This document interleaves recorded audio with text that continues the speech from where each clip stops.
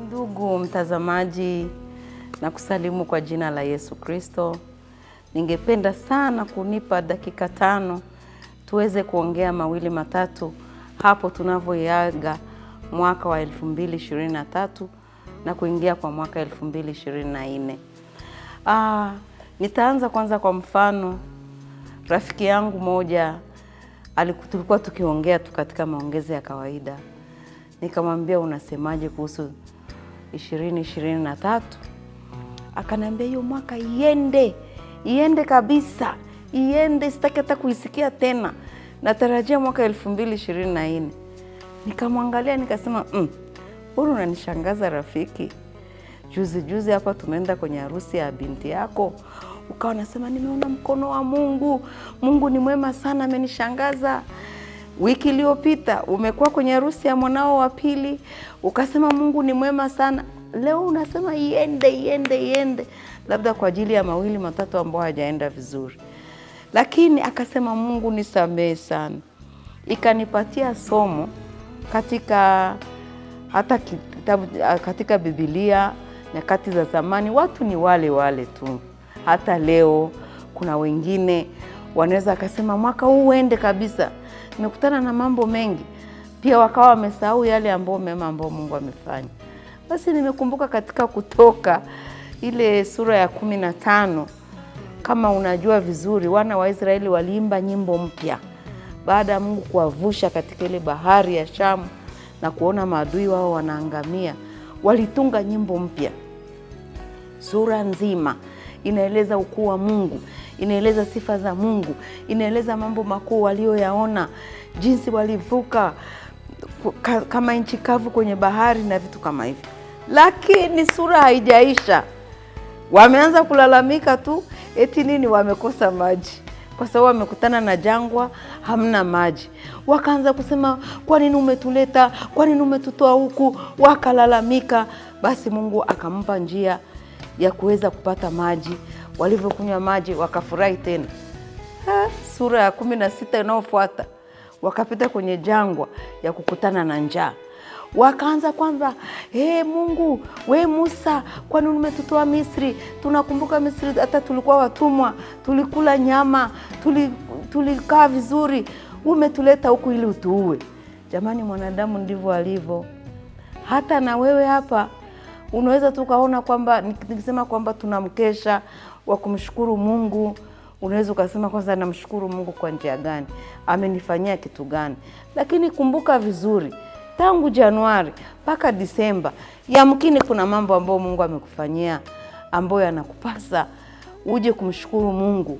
Alafu pili, inakupasa pia kuja kupata mawazo ya mwaka unaokuja, malengo yako, maombi yako, matarajio yako, kuyaleta mbele za Mungu ili Mungu akupe neema.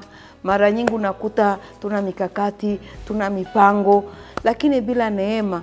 Mwezi wa kwanza ulishatia orodha, mwaka huu nitafanya hivi na hivi na hivi. Lakini unakuta hiyo Januari umeshashindwa. Kwa sababu gani? Haujaleta mbele za Mungu. Mungu akaimiminia neema na mkono wake, akakutia nguvu ili uweze kutia katika matendo yale ambao Mungu amekuambia. Kwa hiyo nilikuwa tunataka kukuambia ndugu mpendwa, kuna haja ya kumshukuru Mungu kwa yale aliyoyafanya. Kuna haja ya kuleta malengo yako mapya ambayo haijakamilika, kuyaleta mbele za Mungu ili anyoshe mkono wake kwa mwaka wa 2024. Jambo lingine la pili, kuna watu wananipigia simu, wananiambia kwamba unabii unasema kwamba mwaka 2024 utakuwa ni mwaka mgumu. Mungu ameongea nini na wewe? Huu mwaka tunasikia mambo yatakuwa magumu. Wengine wanatarajia kutabiriwa mambo mazuri, kwamba mwaka wa baraka. Hata tumesema Merry Christmas and the happy and prosperous year 2024. Tunatamka maneno mazuri, lakini in reality kuna jinsi ya kujiuliza. Badala ya kuanza kujiuliza ni kweli mwaka utakuwa mgumu, je ni baraka tutazipata? Lakini umejiuliza kwamba je, mimi nimejipangaje mbele za Mungu? Je, umejiuliza kwamba yale yote ambayo hayajatokea labda na mimi nimechangia? Je, unaweza ukasema kwamba Mungu ana mawazo gani kwangu? Lakini pia na sisi kama watoto wa Mungu, wana wa Mungu, tuna mawazo gani kuhusu Mungu? Tuna mawazo gani kuhusu kumtumikia Mungu? Tuna mawazo gani kuhusu ufalme wa Mungu? Ni Mungu pamoja na sisi. Ni Mungu pamoja na sisi. Ni wewe pamoja na Mungu. Usianze tu kutaka kutabiriwa, lakini na wewe ufanye mikakati. Mimi nafikiri huu mwaka ni mwaka wa kujipanga upya. Ni mwaka wa kujipanga upya. Ni mwaka wa kuwa na malengo ambayo tunayaleta mbele za Mungu. Pale ambapo ukwenda vizuri, mwambie Mungu niwezeshe. Mungu nisaidie. Na tunavyoomba kwa pamoja, Mungu kweli anatuwezesha na tutia nguvu. Kwa hiyo ninakukaribisha kwenye mkesha wa mwaka, kumaliza mwaka wa 23, kumshukuru Mungu na kujikabidhi mikononi mwa Mungu tunavyoingia kwenye mwaka wa 2024. Ni mwaka wa kujipanga upya. Ni mwaka ya kuyajua malengo. Ni mwaka wa kufanya kazi kwa bidii kwa neema ambayo Mungu atatupatia. Kama wanasema kwamba mambo ya mwaka 2024 itakuwa ni mwaka mgumu, kwani ugumu si upo tu duniani? Jerry, ugumu si uko tu duniani? Ugumu upo tu na ugumu utakuwepo, lakini baraka za Mungu zinategemeana na position ambayo wewe uko na huyo Mungu. Baraka za Mungu zinategemeana na mindset yako. Baraka za Mungu zinategemeana na gisi wewe umejiseti kwenye akili yako. Hiyo ndio inafanya utofauti. Kwani Jerry, leo si kuna watu wamelala njaa, lakini hapo hapo kuna watu wametia akiba zao kwenye benki. Wanahela, wametia hela zao kwenye benki, zinatumika. Lakini wengine wanasema njaa. Lakini wengine wana mahela kwenye benki. Kuna wengine wanatumika benki, hawana hela, lakini kazi yao ni kuhesabu hela za wengine, kuhesabu hela za wengine. Ndivyo dunia ilivyo kwa sasa hivi.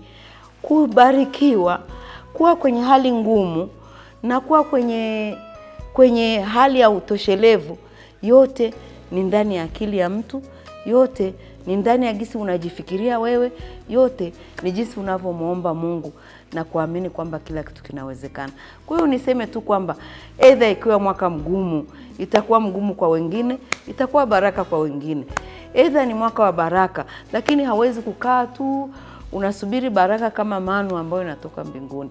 Kwa hiyo naona tu kwamba tujipange upya. Tujipange upya. Tutie mikakati yetu vizuri. Tuilete mbele za Mungu. Mungu ni Mungu wa baraka. Tangu kwenye Biblia watu wanalia, wakiwa na njaa wanalia. Wakiwa wamekula wanashukuru Mungu. Wakiwa wana njaa wanalia. Wakiwa na kiu wanalia. Wakipata maji wanamshukuru Mungu. Kwa hiyo tuwe miongoni basi ya wale ambao wanasema kwa yoyote yale, kuna yale ambao unaweza kumshukuru Mungu kwenye mkesha huu. Na pia kuna wale ambao wanasema kwa yale ambayo yako mbele yetu, tunashikabidhi mbele za Mungu. Pia na mafundisho yanafungua mtu ufahamu. Unajua siku nyingi tunafanya ni kama tunawakaribisha watu, wanaona tu kwamba hiyo ni publicity, hiyo hawajali. Wanaona kama unawabembeleza kwa ajili ya neno la Mungu, lakini ndugu, siku utaelewa kwamba ni kwa faida yako. Utakuja tu. Na utakavyokuja, imani huja kwa kusikia. Na utakaposikia, itabadilisha mtazamo wa maisha yako. Nimeona Jerry, tulivyoanza na hao watoto yatima, hao watoto ambao walikuwa ni wa mitaani, hawana elimu, hawana wazazi, hawana kitu. Leo nikiwaona ni watoto ambao wana maduka zao, wamejifunza kazi ya mikono, ni watoto ambao wanaajiri watoto wenzao. Naona kwamba kweli kila kitu ni nini? Ni mindset. Kila kitu ni ile jinsi mtu ameamua kuyakabidhi maisha yake kwa Mungu na kufanya kazi kwa bidii. Kila kitu kinawezekana. Haijalishi position yako iko wapi, kila kitu kinawezekana kwa wale ambao wanaamua kujikwamua kwenye hali ya umaskini, kwenye hali ya unyonge, kwenye hali ya dhambi, na kwa jina la Yesu kujitia katika mikono ambao utapata neema ya kukuvusha.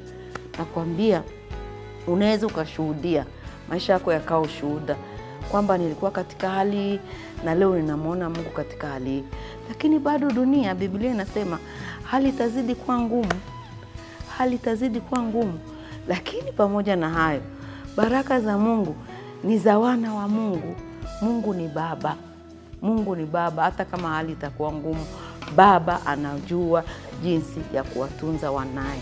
Kwa hiyo nakukaribisha sana kwenye mkesha hapo Zion City Church, na kama kuna kanisa lingine lolote ambalo litakuwa na mkesha, chagua tu mkesha ni upi utauendea, lakini uhakikishe kwamba unamaliza mwaka na Bwana na unaanza mwaka na Bwana, na Mungu akubariki.